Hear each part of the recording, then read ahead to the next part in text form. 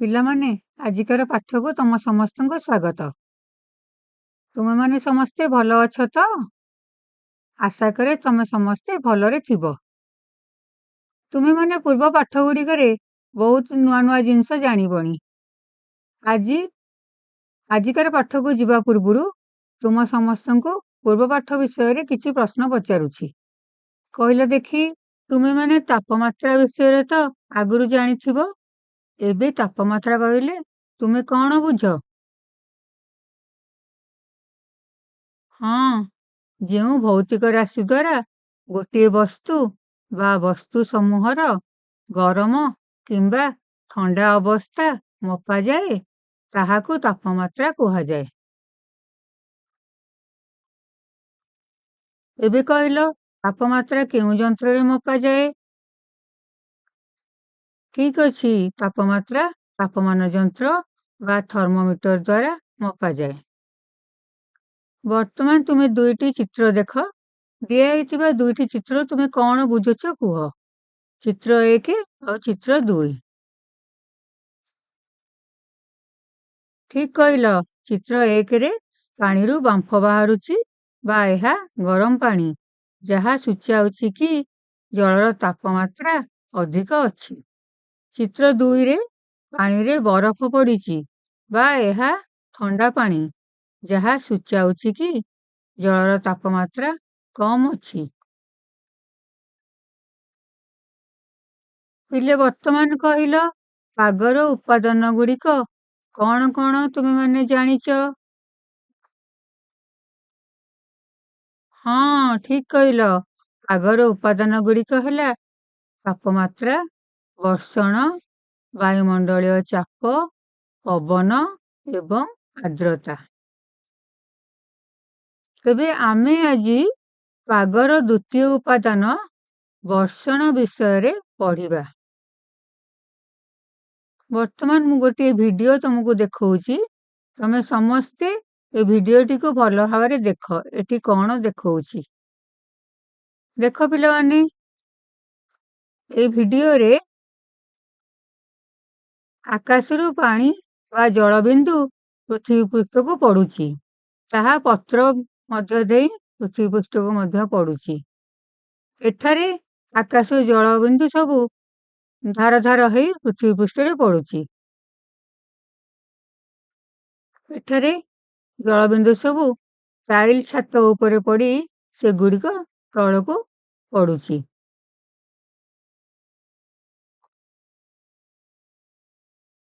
ଏସବୁକୁ ବର୍ଷଣ କୁହାଯାଏ। ତାହେଲେ ବର୍ଷଣ କଣ?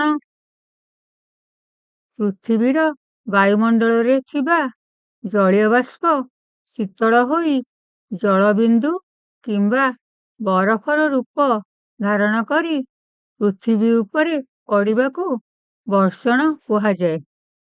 ଏଠାରେ ମୁଁ ଏକ ଚିତ୍ର ଦେଖାଇଛି। ଏ ଚିତ୍ରରେ ଦେଖ, ମେଘ ଆକାଶରେ ଅଛି ଓ ମେଘରୁ ଜଳବିନ୍ଦୁ ସବୁ ପୃଥିବୀ ପୃଷ୍ଠକୁ ପଡୁଛି। ତେଣୁ ଏହାକୁ ବର୍ଷଣ କୁହାଯାଏ।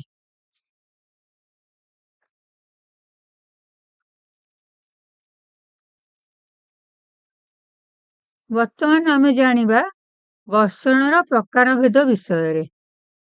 ବର୍ଷଣ ସାଧାରଣତଃ 4 ପ୍ରକାରର। ପ୍ରଥମଟି ହେଲା ବୃଷ୍ଟିପାତ, ଯେଉଁଥିରେ କି ଜଳବିନ୍ଦୁ ତରଳ ହିସାବରେ ପୃଥିବୀ ପୃଷ୍ଠରେ ପଡ଼ିଥାଏ। ଦ୍ୱିତୀୟଟି ହେଲା ତୁଷାରପାତ, ଯେଉଁଥିରେ କି ନରମ ତୁଷାର ବା ବରଫ କଣା ପଡ଼ିଥାଏ। ତୃତୀୟଟି ହେଲା ହିମ ମିଶ୍ରିତ ବୃଷ୍ଟି, ଯେଉଁଥିରେ କି ହିମ କିମ୍ବା ଆଂଶିକ ହିମବିନ୍ଦୁ ପଡ଼ିଥାଏ। ଚତୁର୍ଥଟି ହେଲା କୁଆପଥର ବୃଷ୍ଟି, ଯେଉଁଥିରେ ଆକାଶରୁ ସ୍ୱଚ୍ଛ କଠିନ ବରଫର ଗୋଲାକାର ଖଣ୍ଡ ପୃଥିବୀ ପୃଷ୍ଠକୁ ପଡ଼ିଥାଏ।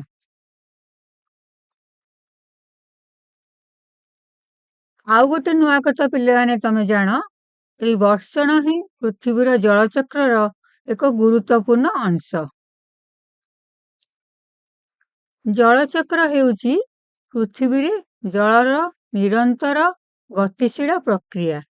ଏହି ପ୍ରକ୍ରିୟା ଯୋଗୁଁ ପୃଥିବୀରେ ଜଳର ସନ୍ତୁଳନ ହୋଇଥାଏ।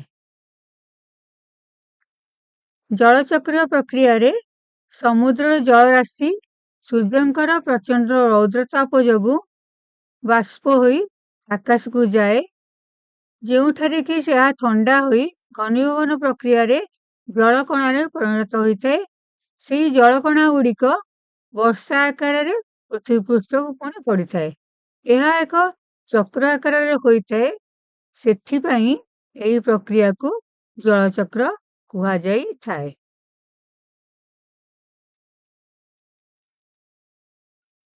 ବର୍ତ୍ତମାନ ଆମେ ଜାଣିବା ବର୍ଷଣ ହେବାର ପ୍ରକ୍ରିୟା। ବର୍ଷଣ କେଉଁ କେଉଁ ପ୍ରକ୍ରିୟାରେ ହୋଇଥାଏ? ବର୍ଷଣ, ବାଷ୍ପୀଭବନ, ଘନୀକରଣ ଏବଂ ବର୍ଷଣ ମୁଖ୍ୟତଃ ଏହି ତିନୋଟି ପ୍ରକ୍ରିୟାରେ ହୋଇଥାଏ। ବାଷ୍ପୀଭବନ ପ୍ରକ୍ରିୟାରେ ପାଣି ବାଷ୍ପରେ ପରିଣତ ହୁଏ। ଘନୀକରଣ ପ୍ରକ୍ରିୟାରେ ମେଘ ତିଆରି ହୁଏ ଏବଂ ବର୍ଷଣ ପ୍ରକ୍ରିୟାରେ ଜଳବିନ୍ଦୁ ପୃଥିବୀ ପୃଷ୍ଠରେ ପଡ଼େ। ପାଖରେ ଯେଉଁ ଚିତ୍ରଟି ଦିଆଯାଇଅଛି, ଏଥିରେ ଏହି ବର୍ଷଣ ପ୍ରକ୍ରିୟାଟିକୁ ସୂଚାଯାଇଅଛି। ତେଣୁ ଜଳଚକ୍ରର ଏଗୁଡ଼ିକ ସବୁ ମୁଖ୍ୟ ପ୍ରକ୍ରିୟା। ତେଣୁ ବାଷ୍ପୀଭବନ ପ୍ରକ୍ରିୟା କ'ଣ? ସୂର୍ଯ୍ୟଙ୍କ କିରଣରେ ସମୁଦ୍ର, ନଦୀ, ପୋଖରୀ ଓ ହ୍ରଦର ଜଳ ଗରମ ହୋଇ ଜଳୀୟ ବାଷ୍ପରେ ପରିଣତ ହୁଏ ଏବଂ ଆକାଶକୁ ଉପରକୁ ଉଠିଯାଏ। ଏହାକୁ ବାଷ୍ପୀଭବନ କୁହାଯାଏ। ଦ୍ୱିତୀୟଟି ହେଲା ଉତ୍ସେଦନ। ଗଛଲତାମାନେ ମଧ୍ୟ ସେମାନଙ୍କ ପତ୍ର ମାଧ୍ୟମରେ ଅତିରିକ୍ତ ଜଳକୁ ବାଷ୍ପ ଆକାରରେ ବାୟୁମଣ୍ଡଳକୁ ଛାଡ଼ିଥାନ୍ତି। ଏହି ପ୍ରକ୍ରିୟାକୁ ଉତ୍ସେଦନ ପ୍ରକ୍ରିୟା କୁହାଯାଏ। ତାପରେ ହେଲା ଘନୀଭବନ ପ୍ରକ୍ରିୟା। ଯେତେବେଳେ ଜଳୀୟ ବାଷ୍ପ ଉପରକୁ ଉଠେ, ସେଠାରେ ଥଣ୍ଡା ବାୟୁ ସଂସ୍ପର୍ଶରେ ଆସି ଏହା କ୍ଷୁଦ୍ର କ୍ଷୁଦ୍ର ଜଳକଣାରେ ପରିଣତ ହୁଏ। ଏହି ଜଳକଣା ଗୁଡ଼ିକ ଏକାଠି ହୋଇ ବାଦଲ ବା ମେଘ ସୃଷ୍ଟି କରନ୍ତି। ତାପରେ ଆଉ ଗୋଟିଏ ପ୍ରକ୍ରିୟା ହେଲା ଅବକ୍ଷେପଣ। ଯେତେବେଳେ ବାଦଲ ଗୁଡ଼ିକ ବହୁତ ଭାରୀ ହୋଇଯାଆନ୍ତି, ସେଗୁଡ଼ିକ ବର୍ଷା, କୁଆପଥର ବର୍ଷା ବା ବରଫ ଆକାରରେ ପୃଥିବୀ ପୃଷ୍ଠକୁ ଫେରି ଆସନ୍ତି। ଏହାକୁ ଅବକ୍ଷେପଣ କୁହାଯାଏ। ତାପରେ ହେଲା ସଂଗ୍ରହ। ବର୍ଷା ଜଳ ପୃଥିବୀ ପୃଷ୍ଠକୁ ଆସିବା ପରେ ପୁଣି ନଦୀ, ନାଳ ଓ ସମୁଦ୍ରରେ ମିଶିଯାଏ। କିଛି ଜଳ ମାଟି ତଳକୁ ଶୋଷି ହୋଇ ଭୂତଳ ଜଳସ୍ତର ବୃଦ୍ଧି କରେ। ବର୍ତ୍ତମାନ ଆମେ ଜାଣିବା ବର୍ଷଣର କେଉଁ କେଉଁ ଜାଗାରେ ଗୁରୁତ୍ୱ ଅଛି ବା ବର୍ଷଣ କାହିଁକି ଆବଶ୍ୟକ। ତୁମେମାନେ ସମସ୍ତେ ଜାଣିଛ, କୃଷି କାର୍ଯ୍ୟ ପାଇଁ ବର୍ଷା ଆବଶ୍ୟକ ହୋଇଥାଏ। ଯଦି କୃଷି କାର୍ଯ୍ୟ ପାଇଁ ବର୍ଷା ନହେବ, ତାହେଲେ ଆମ ଦେଶରେ ମରୁଡ଼ି ଦେଖାଯିବ। କୃଷି କାର୍ଯ୍ୟ ପାଇଁ କାହିଁକି ବର୍ଷା ଆବଶ୍ୟକ ହୋଇଛି? କାହିଁକିନା ବୃକ୍ଷଲତାର ବୃଦ୍ଧି ପାଇଁ ଆମର ଜଳର ନିହାତି ଆବଶ୍ୟକତା ଅଛି। ଦ୍ୱିତୀୟରେ ହେଲା ଭୂଗର୍ଭ ଜଳ ବୃଦ୍ଧି। ଭୂଗର୍ଭ ଜଳ ବୃଦ୍ଧି ପାଇଁ ମଧ୍ୟ ବର୍ଷଣର ଆବଶ୍ୟକତା ହୋଇଥାଏ। ସେହିପରି ଜଳାଶୟକୁ ପରିପୂର୍ଣ୍ଣ କରିବା ପାଇଁ ବର୍ଷଣର ଆବଶ୍ୟକତା ହୋଇଥାଏ। ସର୍ବଶେଷରେ ବା ମୁଖ୍ୟତଃ ପରିବେଶର ସନ୍ତୁଳନ ଏ ବର୍ଷଣ ଦ୍ୱାରା ହୋଇଥାଏ। ତେଣୁ ଏହାର ଗୁରୁତ୍ୱ ବହୁତ ଅଧିକ। ପିଲାମାନେ, ତମେମାନେ ସମସ୍ତେ ତ ବର୍ଷଣ ବିଷୟରେ ଜାଣିଲ। ତେଣୁ ବର୍ତ୍ତମାନ ଆମେ ଜାଣିବା ବର୍ଷଣ କାହା ଦ୍ୱାରା ବା କେଉଁ ଯନ୍ତ୍ର ଦ୍ୱାରା ମପା ଯାଇଥାଏ। ବର୍ଷଣ ବୃଷ୍ଟି ପରିମାପକ ଯନ୍ତ୍ର ବା ରେନଗେଜ ଦ୍ୱାରା ମପା ଯାଇଥାଏ। ଏଠାରେ ମୁଁ ଏକ ଚିତ୍ର ତୁମମାନଙ୍କୁ ଦେଖାଇଛି, ଯେଉଁଥିରେ ରେନଗେଜର ଚିତ୍ର ଅଛି। ଏଥିରେ ଗୋଟିଏ ମାପନ ସିଲିଣ୍ଡର ଅଛି, ଯେଉଁଥିରେ କି ମାପନ ସ୍କେଲ ଅଛି ଏବଂ ଏହା ମୁହଁରେ ଏକ ସଂଗ୍ରହକାରୀ କାହାଳି ଅଛି। କୌଣସି ସ୍ଥାନରେ ବର୍ଷାର ପରିମାଣ ବୃଷ୍ଟି ପରିମାପକ ଯନ୍ତ୍ର ବା ରେନଗେଜ ଦ୍ୱାରା ମପାଯାଏ। ଏହି ଯନ୍ତ୍ରର ଉପର ଅଂଶରେ ଏକ କାଚ କାହାଳି ଥାଏ। କାହାଳିର ନିମ୍ନ ଭାଗ ଏକ ସିଲିଣ୍ଡର ମଧ୍ୟକୁ ପ୍ରବେଶ କରିଥାଏ। ବର୍ଷା ହେଲେ କାହାଳି ଉପରେ ପଡୁଥିବା ଜଳ ସିଲିଣ୍ଡର ମଧ୍ୟକୁ ପ୍ରବେଶ କରେ। ସିଲିଣ୍ଡରରେ 1 ଇଞ୍ଚ ବା ମିଲିମିଟର ଦାଗ ଥିବା ମାପକ ସଂଯୁକ୍ତ ଥାଏ। ଉଦାହରଣ ସ୍ୱରୂପ, ଯେତେବେଳେ ସିଲିଣ୍ଡର 5 ମିଲିମିଟର ହୁଏ, ସେତେବେଳେ ସେହି ଅଞ୍ଚଳରେ 5 ମିଲିମିଟର ବୃଷ୍ଟିପାତ ହୋଇଛି ବୋଲି ଜଣାପଡ଼େ। ସେହିପରି ଯଦି ସିଲିଣ୍ଡର 10 ମିଲିମିଟର ହୁଏ, ସେତେବେଳେ ସେହି ଅଞ୍ଚଳରେ 10 ମିଲିମିଟର ବୃଷ୍ଟିପାତ ହୋଇଛି ବୋଲି ଜଣାପଡ଼େ।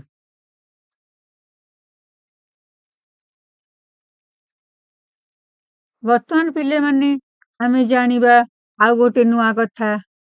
ଏହା ହେଲା ବାୟୁମଣ୍ଡଳର ଚାପ।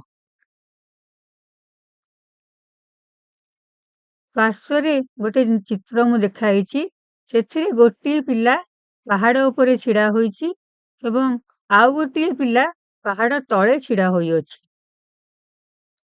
ଯେଉଁ ପିଲାଟି ପାହାଡ଼ ଉପରେ ଛିଡ଼ା ହୋଇଅଛି, ତାର ବାୟୁ ନିମ୍ନଚାପ ବାୟୁ ବା ଶୀତଳ ବାୟୁ। ଯେଉଁ ପିଲାଟି ପାହାଡ଼ ତଳେ ଛିଡ଼ା ହୋଇଅଛି, ସେଠାରେ ଉଚ୍ଚଚାପ ବାୟୁ ବା ଉଷ୍ମ ବାୟୁ। ତେଣୁ ବାୟୁମଣ୍ଡଳର ଚାପ ପୃଥିବୀ ପୃଷ୍ଠରେ ମାପ କରାଯାଏ। ଏହା ହେଉଛି ବାୟୁମଣ୍ଡଳର ଓଜନ ଯୋଗୁଁ ସୃଷ୍ଟି ହେଉଥିବା ଚାପ ଅଟେ। ବାୟୁମଣ୍ଡଳର ଚାପ ପରିମାପ କରିବା ପାଇଁ ବାରୋମିଟରର ବ୍ୟବହାର କରାଯାଏ। ଏହାର ଏକକ ହେଉଛି ପାସ୍କେଲ ବା ମିଲିବାର। ବାୟୁମଣ୍ଡଳର ଚାପ ସମୁଦ୍ର ପତନରୁ ସ୍ଥାନର ଉଚ୍ଚତା ବୃଦ୍ଧି ଅନୁସାରେ କମିଥାଏ। ସମୁଦ୍ର ପତନରେ ବାୟୁମଣ୍ଡଳର ଚାପ ପ୍ରାୟ 1013 ମିଲିବାର ହୋଇଥାଏ। ବର୍ତ୍ତମାନ ଆମେ ଜାଣିବା ବାୟୁମଣ୍ଡଳର ଚାପର ପ୍ରକାର ଭେଦ। ବାୟୁମଣ୍ଡଳର ଚାପ ସାଧାରଣତଃ 2 ପ୍ରକାରର ହୋଇଥାଏ। ଗୋଟେ ହେଲା ଉଚ୍ଚ ଚାପ ଆଉ ଗୋଟେ ହେଲା ନିମ୍ନ ଚାପ। ତେଣୁ ବାୟୁମଣ୍ଡଳର ଉଚ୍ଚ ଚାପ ଏବଂ ନିମ୍ନ ଚାପ ହେଉଛି ବାୟୁମଣ୍ଡଳର ଚାପର 2ଟି ଭିନ୍ନ ଅବସ୍ଥା। ଚିତ୍ରରେ ଏଠାରେ ସୂଚାଯାଇଅଛି କେଉଁଠାରେ ଉଚ୍ଚଚାପ ଅଛି ଏବଂ କେଉଁଠାରେ ନିମ୍ନଚାପ ଅଛି। ତେଣୁ ଆମେ ବୁଝିଲେ ଉଚ୍ଚଚାପ ମାନେ କ'ଣ? ଯେତେବେଳେ ବାୟୁମଣ୍ଡଳର ଚାପ ସାଧାରଣ ଚାପଠାରୁ ଅଧିକ ହୁଏ, ତାକୁ ଉଚ୍ଚଚାପ କୁହାଯାଏ। ସେହିପରି ଯେତେବେଳେ ବାୟୁମଣ୍ଡଳର ଚାପ ସାଧାରଣ ଚାପଠାରୁ କମ୍ ହୁଏ, ତାକୁ ନିମ୍ନଚାପ କୁହାଯାଏ। ବର୍ତ୍ତମାନ ପିଲେ ଆମେ ଜାଣିବା ଆଉ ଗୋଟିଏ ଯନ୍ତ୍ର ବାରୋମିଟର ବିଷୟରେ। ଥର୍ମୋମିଟରରେ ଯେପରି ଆମେ ତାପମାତ୍ରା ମାପିଥାଉ, ସେହିପରି ବାରୋମିଟର ନାମକ ଯନ୍ତ୍ର ଦ୍ୱାରା ବାୟୁର ଚାପ ମପାଯାଇଥାଏ। ମିଲିବାର ଏକକ ଦ୍ୱାରା ବାୟୁର ଚାପ ପ୍ରକାଶିତ ହୋଇଥାଏ। ସଂକ୍ଷେପରେ ଏହାକୁ MB କୁହାଯାଏ। ସମୁଦ୍ର ପତନରେ ସାଧାରଣ ବାୟୁଚାପ 1013 ମିଲିବାର ହୋଇଥାଏ। ବାୟୁଚାପ 1000 ମିଲିବାରରୁ କମିଗଲେ ଅବପାତରେ ଏହା ପରିଣତ ହୋଇଥାଏ। ଏଠାରେ ଦେଖ, 1999 ମସିହାର ମହାବାତ୍ୟାର ଚିତ୍ର ତୁମମାନଙ୍କୁ ଦେଖାଯାଇଅଛି, ଯେଉଁଥିରେ କି ଦେଖ ସମୁଦ୍ର ମଧ୍ୟରେ କେମିତି ଗୋଟେ ଅବପାତ ସୃଷ୍ଟି ହୋଇଅଛି ଏବଂ ମଝିରେ ତାର ଅବପାତର ଆଖି ମଧ୍ୟ ତୁମମାନଙ୍କୁ ଦେଖେଇ ଦିଆଯାଇଛି। ଯେ ମଝିରେ ଯଦି ଦେଖିବ ଯୋଉ ଗୋଲ ହେଇ ଦେଖାଯାଉଛି, ସେଇଟି ହେଲା ଅବପାତର ଆଖି। ସମୁଦ୍ର ମଧ୍ୟରୁ ଏହି ଅବପାତଟି ସୃଷ୍ଟି ହୋଇ ଆସ୍ତେ ଆସ୍ତେ ସ୍ଥଳଭାଗ ଆଡ଼କୁ ଗତି କରିଥିଲା ଏବଂ ଏହା ଦ୍ୱାରା ସେ ବହୁତ ଧନ ଜୀବନ ହାନି ମଧ୍ୟ କରିଥିଲା।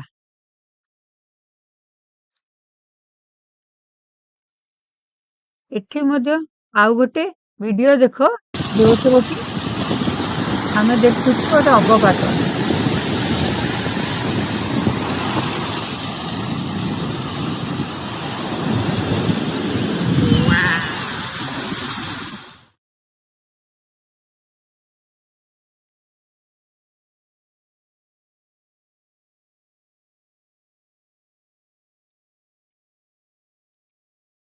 ବର୍ତ୍ତମାନ ପିଲେ ଦେଖ ଆଉ ଗୋଟେ ନୂଆ ଜିନିଷ ବିଷୟରେ, ଯାହାର ନାଁ ହେଲା ଖାରଡୁଙ୍ଗଲା ତୀର୍ଥ।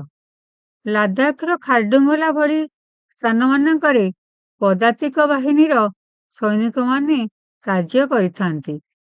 ଏହା ସମୁଦ୍ର ପତନ ଠାରୁ 5600 ମିଟର ଉଚ୍ଚତାରେ ଅବସ୍ଥିତ। ବାୟୁରେ ଅମ୍ଳଜାନର ପରିମାଣ କମ୍ ଥିବାରୁ ଏଠାରେ ରହିବା ଓ କାମ କରିବା ବହୁତ କଷ୍ଟକର ହୋଇଥାଏ। ଏହା ବ୍ୟତୀତ ଏଠାରେ ବାୟୁ ଚାପ ସାଧାରଣ ଭାବେ ପ୍ରାୟ 650 ମିଲିବାର ଥାଏ।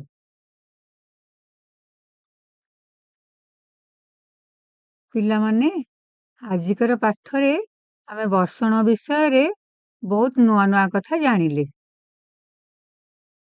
କିପରି ବର୍ଷଣ ପୃଥିବୀରେ ଜୀବନ ପାଇଁ ଅତ୍ୟନ୍ତ ଆବଶ୍ୟକ ଏବଂ ଏହା ଜଳଚକ୍ରର ଏକ ମୁଖ୍ୟ ଅଂଶ ଅଟେ।